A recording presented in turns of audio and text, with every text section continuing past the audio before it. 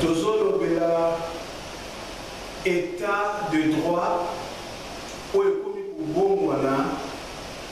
état de violence ou encore ndenge totya na Congo Promo état de banditisme.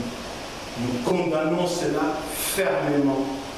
Toligi Muzoba Wanatepo et pour s'empirer haine et en akati wana tosengi na bino un état de droit oyo biso tozozela. Un état de banditisme ou encore de violence, non. Oh, j'avais entendu et j'ai vu. Félicitations à Congo Promo TV. Igela coiffe ikote Papa na Kerouan, éternel Kenaya Kanda, Taba, ikote Sensi Nganda Taba Fenenene Nganda Taba Chez Hugues la coiffe ikote Papa na Kerouan, éternel Kenaya Au 174 avenue Aristide Briand, 93 320, le pavillon sous bois. À la petite porte à gauche, association Hugues Ikoté.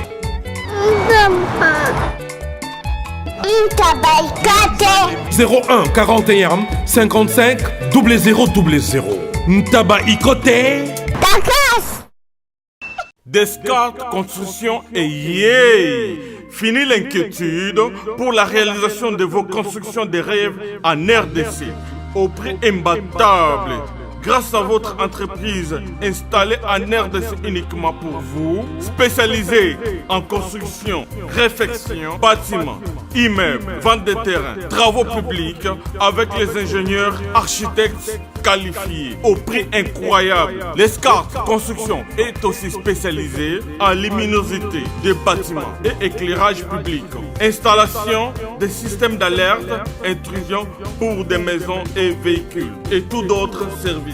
Nous acceptons aussi les paiements par tranche au prix incroyable. Pas d'hésitation avec Descartes Construction. Vous serez jamais déçus. Pour tout contact, notre email est descartesconstruction@gmail.com.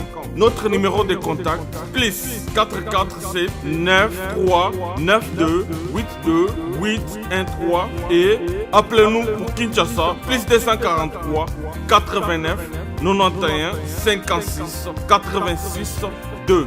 Descartes Construction à Tozana Mbongo Moké, opération Tongana RDC. L'agence d'export et d'import Michulu Atlantic Shipping et yé bana ya Canada, bana ya USA, bomi tongisa lisusu te.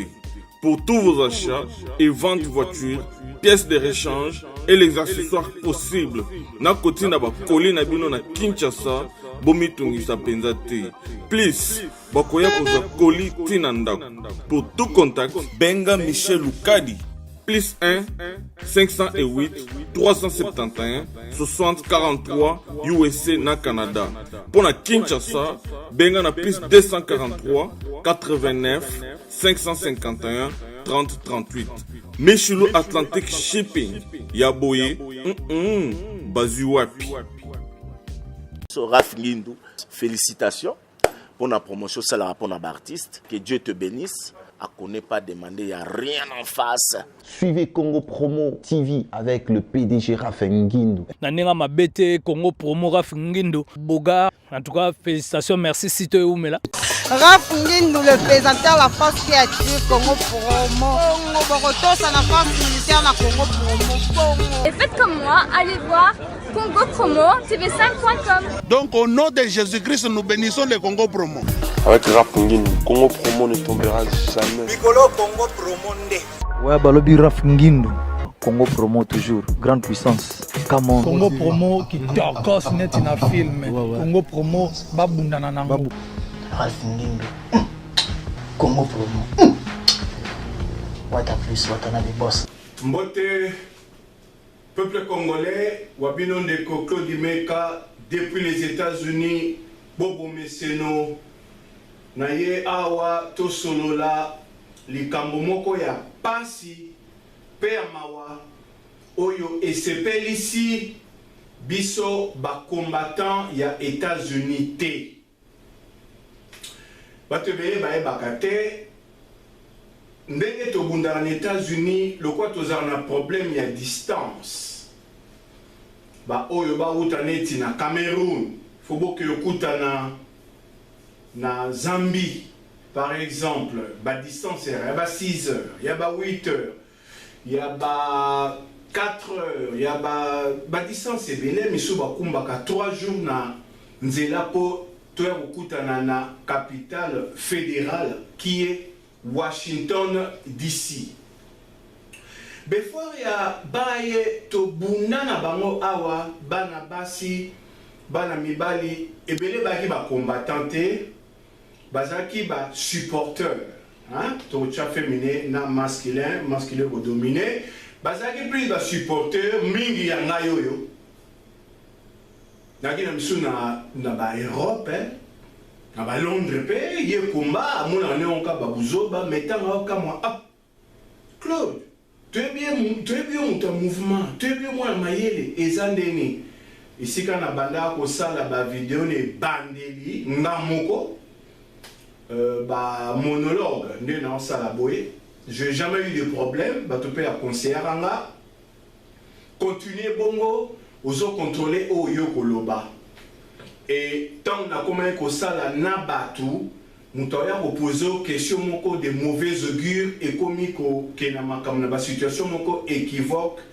yango na zongeli ndenge na bandaka ngamoko avant Congo Promo et Yako Salama, on est à Ngindologie, donc Yemoraf Ngindu, ayebi ba histoire. To bengani biso na biso ba bundeli, to za appelé belete, ba misusu balo ba bundaka. Azalika na Facebook, soko finga, soko bon, combat penda oyo ya mutu, aye penda ya mobimba en États-Unis, ba combattant. Oyo babundaka muto atika ndaku na ye akumba 3 jours a dépensé mbongo ebele pour ake na 10 heures de vol ou encore moins que ça tolekaki diste toleki diste ngai nde génitaire ya makambo ya combattant en États-Unis mouvement moko euta nango na UDPS po ezoba combattant et bandaki na Bruxelles. Et yango mteboti bato ya CNZT na limete oto benga ki parlement debout ya ki soki au ke vacances à Kinshasa l'air mo yebe na parlement debout bo partager po yango utaki mingi na makambo ya bale imana azarape na ba parlementaire na ye na CNZT on a na kati ya stade du 20 mai stade Papa Raphaël comme on a changé vite appelé ndenge wana bamonde ba poids lourd bilima mwamuke alors bande coupé baza indigné pour tout chaque mouvement indigné au ezali nango état d'esprit pour kuluta biso moko pe azalaka na kombo ya Jacques Matanda assistera biso to bundara penaye mais ya lobai que il est toujours de l'UDPS mais l'UDPS peuple ndepé tozomona l'UDPS Moubake. Mais Tolobara IDPS Koufa dans ce sens que à part Palou Oebima avant IDPS ba parti nyonso bazali na lien na UDPS parce que l'on prône l'état de droit, même PPRD, si vous croyez qu'il n'y a pas un état de droit ici, il faut enfreindre la loi et vous allez voir. À définir en gros selon Bango, quand il y a les institutions, il y a la police, il y a tous les services, donc il y a un état de droit. Mais état de droit, Oyo, IDPS et Tingama, mon papa, tu sais qu'il y a Kinshasa, il faudrait un état de droit. Il parlait au parti où il salarié, MPR. Il y a mon qui est état de droit, mais non, mais même au bout du temps, il y avait les services, il y avait un état de droit. Mais le problème, c'est juste la démocratie. avec ses outils, hein, liberté de la presse, liberté d'expression et tout ce que vous voulez. Mais l'état de droit. Sauf que le Belalelo, nana main mis sur mon cœur saint mahas bleeding. Pona nekona biso fils mukoko oya bundi mingi kuna na terrain. Abima pena libanda l'exil et simbate azonga na terrain anyokwa mingi. Babiso to nyokwa na bakinte to nyokwa mi pete me to moni pe moi minkai na kombango bakangiyo bazolo kisayo mais surtout en États-Unis pour tant l'Europe Mobutu azako kipene bisoté toke kotala na lusier bino comment finga papa asuka ngwa dépendant na ye même so kotanga ya New York mbasuka na mona ye na misubwe azali ko sekana ye yemo kwa linga kengo et puis selon biloko toyoka ya kati il est persona yemo Mobutu mtasala kango pona kokitisa donc amortir tension et la communauté internationale.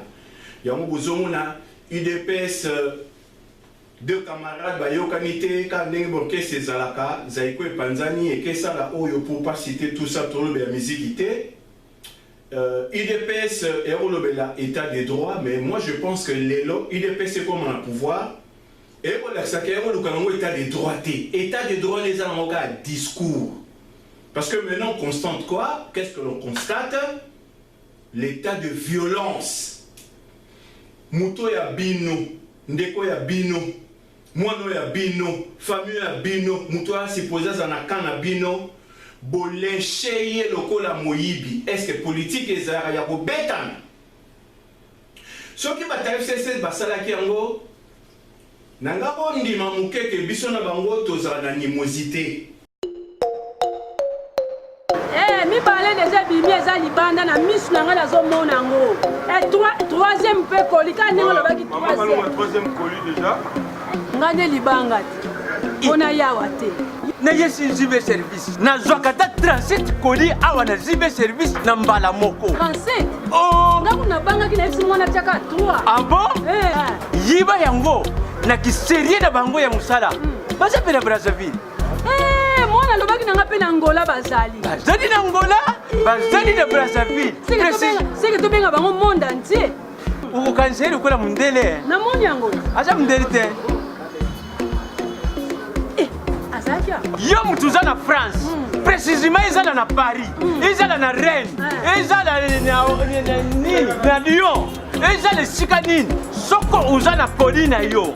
Kunyo kwa maneyote ba numéro na biso yango wana benga na yo zibe service aku livrer yo carton pe ko retirer yemuku akuya kuzwa yango pe akuya wana Kisasa kaka Kisasa te ya maniata Makalu na Point Noir na Brazzaville na Angola na Kinshasa place à Robunga ezate Hugues la coiffe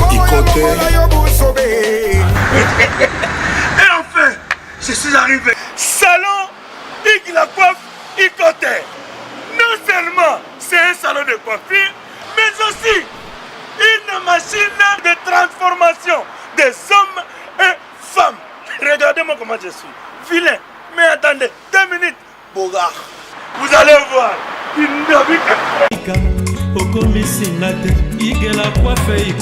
Hugues la coiffe Ikote, votre salon de coiffure mixte afro-européen situé sur la Nationale 3 au 174 avenue Aristide Briand, les pavillons sous bois. Pour plus de précisions, veuillez nous contacter au 01 41 55 00 00 ou encore sur notre site hugueslacoiffeikote.com. Nous sommes ouverts tous les jours de 8h à 20h, même les jours fériés. Hugues la coiffe Ikote, l'homme qui coiffe la ville. Hugues la coiffe Ikote, le salon de coiffure mixte afro-européenne de proximité. Au 174 avenue Aristide Briand, les pavillons sous bois sur la Nationale 3. Un seul numéro, 01 41 55 00 00. Hugues la coiffe Ikote. la beauté de votre chevelure chez votre frère. Hugues la coiffe Icotane, même père, même mère. Chikicha, chikicha, cha cha. La beauté peut tout changer. Salon Hugues la coiffe Icotane. Quelle beauté! Sexy pour les femmes, ndindindi pour les hommes. Mais même dans les réseaux sociaux, et ça a sur contredire IDPS, Oyo et comment les lois Nekonangai, Félix Antoine Chilombo, avec Taliban, péjorativement, moi je ne vais pas utiliser le terme Nengeona. Bakote le melayo, bakoko selo makambu, soki bana moya ko attaquer physiquement ba salango. Parce que comment yoko le baneti ngana zali ambassadeur de la paix mais ozola ki sa makambu ya violence. Muta ke ko souffrir, c'est pas un ambassadeur de la paix. C'est comme bozole là un état de droit mais na kaza permanence na bino atazaki muta FCC muta ki ona bosolo na li kamni yo olingi. Parce que l'UDPS, c'est contre la violence, que je sache. Naye bozo ba photo nanga ok ba photo no yango mais ozana suspension ba papier yango ko ya lisusu ate fils mukoko angaka yeba à quoi s'en tenir. Autaki peut pas président de la République. Quand je répète ici que Félix est mal entouré, et ça pas FCCT ba combattant eux ba zo ba wuti États-Unis ba na Kinshasa ba nan. Parce que je vérifie d'être au Bundakawa. On peut être dans le terrain, on marche, batumso mona aïe, la type costume, chaussures de ville, mais mou les obètes, comme il faut sauter. Abraham Loka Bonayo Kanga bien. Même si chaque mien mobile, Moutobayo Karandé Clos, il y a un charisme, mais beaucoup moins dans l'amnistie.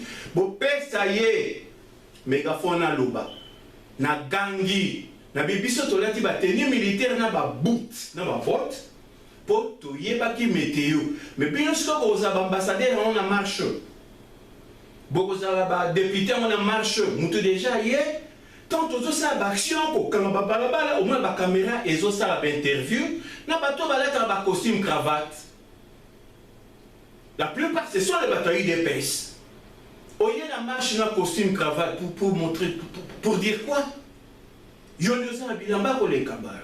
Waneza wa makam na bwakeli Abraham Libanga fils Mukoko azali moko ya biso bana IDPS ya Toura Tongo.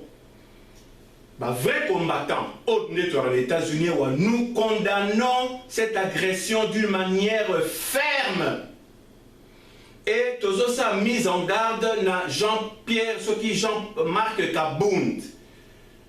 IDPS est implanté plus na Kinshasa. UDPS Zali na Lubumbashi mais Mouké yo te écoute dans Lubumbashi tout sur na camination na académie. Chancelier Obamba aux juges secrétariat il y a parti et comme na pouvoir on va pas dédier cette victoire na effort na yo. Je vais vous dire la vérité. Kabila attend comment la décision à quitter pouvoir à Luka Dauphin à Salaka conférence à Senga ba journaliste ba poser ba question nyonso ba lingi mais ba poser ka ependa ba question ya kafu ya Senga kate politique ya lipe mémoire hein bossa poti bobo sanlo o sona mutu oh mais likambo va se expliquer en 2 semaines ko bossa na kate il faut commencer na papier Kabila bi non na opanza lelo mpoke ba pesa chanson te ko ba obanga ko poser ba question là aloba kiboy.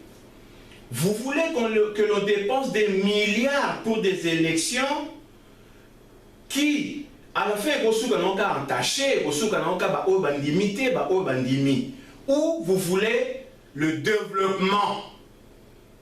On a répété le développement, on a pour Nalanda, mais parce que nous voulons le développement. Tout ça, on a africain, nous sommes au Kapenda Moutou, la question pour un champion, Babi, la capitale la plus sale au monde, Babi Kinshasa. Kinshasa la belle. Au Kolobani, na Burundi, Rwanda, monsieur, comme un peu de cham, nous capo, pas Moubali Makasi, mais à Sony. Félix, tu t'es entouré na Batou, Babenga Kinga, On a corrigé yo, na makambo comment le livre d'or, il y a génocide dans Rwanda, faina le on a pembeni. Mais non, mais il y a moi bimaki na ba réseaux sociaux ndengini. Et ba tuna ba jale lo ya ba zo ba wana. Bazali kokumisa makamyo komi les effets collatéraux. Or collatéraux, okomaki na faute ya elle moko. C'était pas de ma faute, bino si botiango wana. Ezotambola batumsupe ya bikolo mususu bazotala ngope to selorana bango ba pe ba cerveau ba remarquaki ba faute d'orthographe yo salaki wana. C'était pas de ma faute. Si vous voulez écarter les autres, il n'y a pas un problème. Bon, vous écarter fils Mukoko, parce que moi la moto et kende pamba. Ba combattant il faudrait la paix, il faut FCC et Sangana, Nangona UDPS, tout font le gars monter. Oui, parce que surtout l'instabilité politique, il y a un ça à pillage.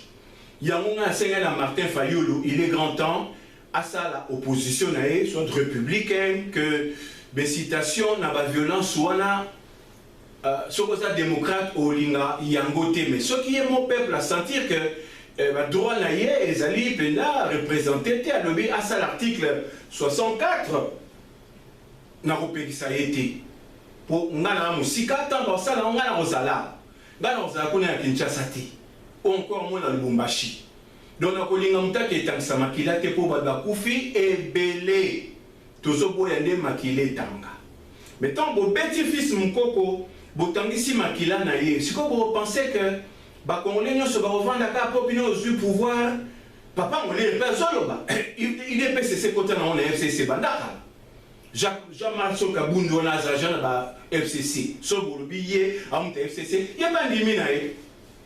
Alors qu'est-ce qu'il faut faire? Réconciliation na ya ba na IDPS et salamate ba Albert Molekawana o ya sala na parti 22 ans bukanisa ye bobenda pembe na bino bobenda pe chaque matin de paix ingamo o pe nazali biso to bande on a bande 80 kuna na Bruxelles avant parlementaire debout parce que parlementaire debout et landa vita imanande batema na sanzete donc fils Mukoko wana babundi makasi dans le parlement debout kokota ba boloko même ya beta histoire moko ba pena roximu kendi na kati ya boloko moi ça roximu taiki na Damas pour ba famille na ba yeba kite est-ce que mutani ma pe merci beaucoup PC yango wana UDPS oh merci ba pesa na mbwa tant ba bazo robenga yo bozonga te kozonga na no masolo fungwa mité na pe na mutabe ya habitat omonia FCC penengezana. Et comme on peut refaire la porte, na bano balingi, ma solo penda, il y a pesa la développement et ça parce que développement on Félix Azoloba et outi na Kabila yemoko na moko la décida qu'il y a dauphin. Mais bon la mémoire n'est courte.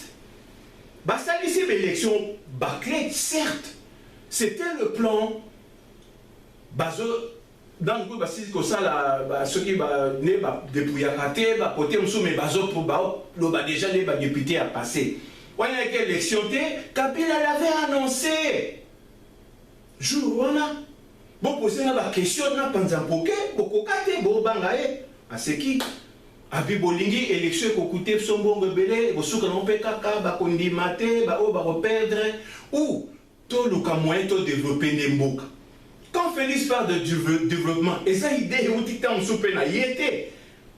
Bon, écoute, ça fait les ans en Katina, mais tant à ça na yé, Abi Kabila Azali allié. C'est Kabila qui prône ça.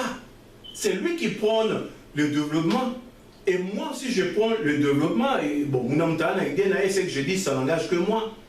Mais oh, sali, il y a bête fils Mukoko et elle blasphème. Donc, vous évitez ce qui est un état de droit, ça veut dire quoi? Ou comme un état de violence parce que vous croyez que vous avez maintenant le pouvoir. Parti politique, bah ça, la Congo, n'a éducation politique. Vous avez ça, idéologie, motivation, objectif, mission, n'a vision un parti. Bissotozoa, pouvoir, effusion de ces aux alatés. Yango et salami. Bobeta mutute, tolinga pe abeta pinoti. Mais si comme moi à suimbois, IDPS, et bêti moutou IDPS. Est-ce qu'il y a le bagage à bino à comme la FCC? Mais papa mon lire à l'obi ba kaboum na ba te belé on bazar à FCC. Ba bêti bango. Non la bêti bango. Ouais ils allaient injustice. Ba on ba bozonga. Mais kozonga kuna pona ba débandade ya boye ba abomination. Hein? Moutou a bundi 22 ans à côté à papa Tshisekedi. Quand même à Kolokapé attirer peigne du jeune allié.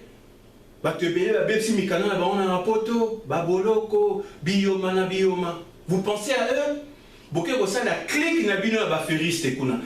Combattant les États-Unis awa, oyonga na yebi azagi na pareko, Abraham Loakabwanga. Il y a quelqu'un bien avant, il a aussi pris de risques. Il y a aussi sur le terrain. À l'Obarananga, Claude Songa a coxi 50 ans dans sa direction Moussou. Tout à fait, fais-le. Et comme il a fait, il a commis directeur, il y a presse présidentielle, tant mieux pour lui. Mais, ce qui est comme ça, Félix Biftek Nabino, Nebasaraki Kabila, Bolingi, Moutoumso a poussé na pembe nité, Bodeboulonné ni. Moi je le répète encore. FCC, il faut être déboulonné, IDPS et déboulonné FCC. Parce que vos alliés, vous n'êtes pas franc comme l'or et bon comme le pain. Quand dirait Abbé Martin, c'est curé de Koukonia, ce texte-là. Mais c'est vraiment honteux. Hein? Bokenego beta fils mukoko oya bundi na bosolo. Boko reconnaître le vrai combattant. Il y a des gens qu'on a fabriqués au Bazanaki, nazo ba combattants sur les États-Unis. Mon côté na biswaki. Tout ça, ce sont des gens qu'on a fabriqués aux États-Unis, posant la connexion là, tout le monde a pemeni kuna. À combien là on a les États-Unis combattants? On accepte cette photo. Et si Kayo Zara Goyana biso la marche na New York. Et puis à Washington d'ici, ou encore les bétams sont des Basali Sapé, Los Angeles, Atlanta, Dallas, tout comme on a dépensé les kitros 3 jours dans la voiture, mais souvent en avion, tout ça la PKK, aller basa na Minnesota, Minnesota basa na Maine, donc beau panzana soko koka koyate ba oba koka, poto pesa impact, tout ça na ville et belé na 50 états à. Mais Kaboun, je ne pense pas que ça lit plus que Fils Moukoko. En tout cas, Oyoyo Sali, moi je te mets en garde. S'il faut démissionner, Osa la ba faire na yo onginda, fais-le. Mili moi batwekei, ba petit loko la ba Cédric Nyanza a mis Tumba pour na IDP se perdre. Nandimite yo ko salango. Soki chancelo Bopamba weko kutana na ngenge na yo oyaki ona na moko ya bien siko partir du pouvoir, c'est ta chance, mais ce n'est pas ta bravoure. Ta bravoure, ça peut même compter à 30%. Moi je te le dis. En tout cas, fils Moukoko, on est de cœur avec toi. Numéro nanga Eko Bimawana na Congo Promo, mais na pesi à WhatsApp au 1 207 33 1 332 75. Enregistré na kuna okomelinga na roluka na sala geste na lima ma passa par personne interposé fils Moukoko bayo oyo ka message oyo so boko benga directement te bobe nga neza na WhatsApp au sali plus 1 207 631 3275 na WhatsApp okokoma okotisinga tant na mona au petit message na kana sala pe geste na ye savez ba le consul ba vrai combattant pour biso kuna mutakeite tout aux États-Unis, ce ne sont pas des combattants, ce sont des affairistes, ils n'ont rien à voir avec nous. Parce que dans Katiawa, IDP Sahari n'a pas combattant. Isaki Aroulad. Nous avons combattant. Et puis, on avait dit tous avaient indigné parce que c'est un état d'esprit. Cela va nous éviter d'avoir des problèmes dans tout ce que nous avons comme clivage. En termes de partis politiques, sexe, religion, mission, vision, famille et tout ce que vous voulez. Donc, il fallait tout sangana, mais avec un flux nerveux pour ne pas trahir. Il y a un tika comme un nefuna badred, léona katayango. Donc, il évite mon thé, azako thé kaka, mon bébé le bar na mkwali bosote, malembe, bo comprendre, dans ce temps là. Claude Dimeka, il y a les indignés Congo du monde, les indignés congolais, monde du net aux États-Unis. Bon, on met juste le net au la page, les indignés congolais, Ingeta, Matondo Mingi. Sepela TV et yena makambu ya sikali susu. O ba chaîne ya France eza na kati. Ba chaîne ya Congo eza na kati. Ba chaîne ya Londres eza na kati. Olingo na makambo ya politique ya sika. O parti AA eza na kati. O parti BB. O CFAIO eza na kati. Ya Sepela TV. Bouquet comme ya muke boye. O tina poche voyager na ngokeno partout lingi. Na bouquet no ya Sepela TV. Sepela TV. Mais ma biso n'engozo mais ma biso wana 4K. Machine ma daka. Sepela TV. Bienvenue dans le monde de Sepela TV. Sepela TV est le décodeur qui vous permet de suivre les chaînes du Congo en direct de la diaspora.